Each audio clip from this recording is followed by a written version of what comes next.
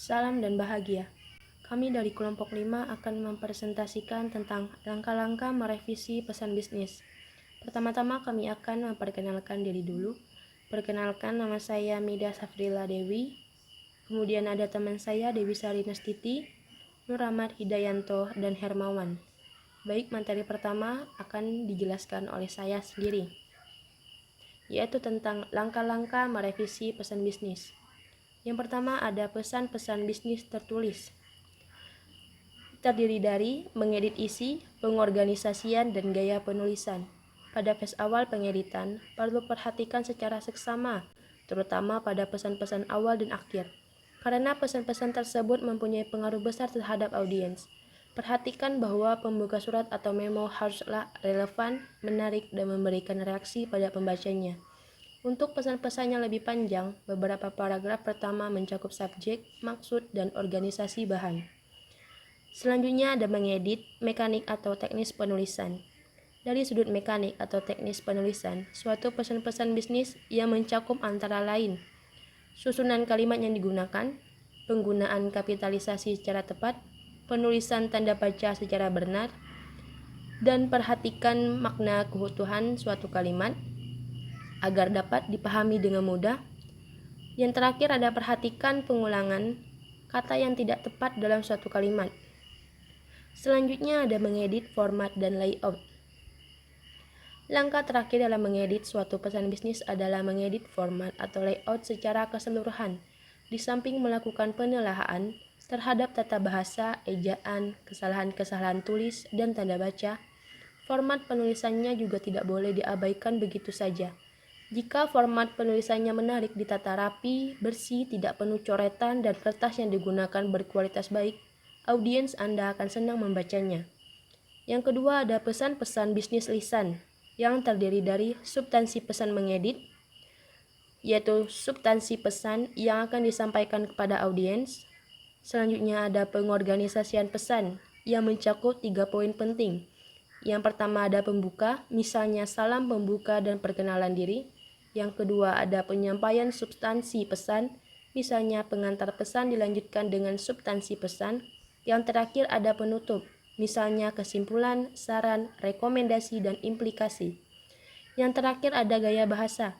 Gaya bahasa yang digunakan dalam penyajian pesan-pesan bisnis secara lisan lebih menarik dan dinamis daripada yang berbentuk tertulis, karena cara penyampaiannya yang lebih santai, luwes, dan tidak monoton. Baik, selanjutnya akan dijelaskan oleh teman saya. Pemilihan kata yang tepat. Pemilihan kata dalam penyampaian pesan bisnis kepada audiens sangat penting. Penggunaan kata asing yang sukar dimengerti adalah pemborosan. Agar suatu komunikasi dapat tercapai maksudnya, perlu diperhatikan hal berikut. Yang pertama adalah pilihlah kata yang sudah familiar. Hal ini diperlukan suatu analisis audiens, terutama untuk mengetahui latar belakang pendidikan dan pengalaman audiens. Pemahaman yang baik terhadap audiens akan memberikan pengaruh yang baik bagi proses penyampaian pesan-pesan bisnis. Yang kedua adalah pilihlah kata-kata yang singkat atau efisien. Kata-kata yang singkat dan efisien ini juga mudah dipahami oleh audiens, tetapi kita juga harus memperhatikan kaidah penulisan bahasa yang baik dan benar. Yang ketiga adalah hindari kata-kata yang bermakna ganda. Penggunaan kata-kata tersebut akan mengakibatkan penafsiran yang bermacam-macam. Hal ini untuk mencegah makna ganda dalam komunikasi lisan maupun tulisan. Makna ganda atau ambigu biasanya memberikan dampak buruk untuk komunikasi. Diksi yang baik akan menghasilkan komunikasi yang baik sehingga makna yang ingin diinformasikan tidak ambigu. Baiklah, untuk selanjutnya akan dilanjutkan oleh teman saya. Selanjutnya, saya akan menjelaskan tentang membuat kalimat yang efektif. Dalam menyusun suatu kalimat, perlu diperhatikan 3 hal, yaitu kesatuan pikiran, kesatuan susunan, dan kelogisan. Di sini ada 3 jenis kalimat. Yang pertama yaitu kalimat sederhana atau kalimat simpleks. Nah, kalimat simpleks ini yaitu kalimat yang tipe kalimat yang hanya terdiri dari satu subjek dan satu predikat. Dengan kata lain, kalimat simpleks merupakan kalimat yang hanya terdiri dari satu klausa. Karena hanya terdiri satu predikat, sudah barang tentu kalimat simpleks hanya memberikan satu informasi. Oleh karena itu, kalimat simpleks juga bisa disebut dengan kalimat tunggal. Yang kedua yaitu kalimat majemuk. Kalimat yang terdiri dari dua klausa utama yang digabungkan sehingga masing-masing klausa tersebut bisa menjadi kalimat sendiri-sendiri jika dipecahkan. Yang ketiga yaitu kalimat kompleks. Jadi kalimat kompleks ini sering disebut dengan kalimat majemuk bertingkat. Kalimat kompleks terdiri dari dua klausa, yaitu klausa utama yang disebut dengan induk kalimat, dan klausa penghubung yang disebut dengan anak kalimat. Klausa utama bisa berdiri sendiri sebagai kalimat, sedangkan klausa penghubung tidak bisa berdiri sendiri sebagai kalimat, karena pada umumnya mereka berfungsi sebagai keterangan kalimat. Contoh kalimat kompleks yaitu, saya sedang tidak berangkat ke kantor karena hujan. Selanjutnya akan dijelaskan oleh teman saya. Melanjutkan presentasi. Cara mengembangkan paragraf. Ada dua pendekatan untuk mengembangkan suatu paragraf, pendekatan induktif dan pendekatan deduktif.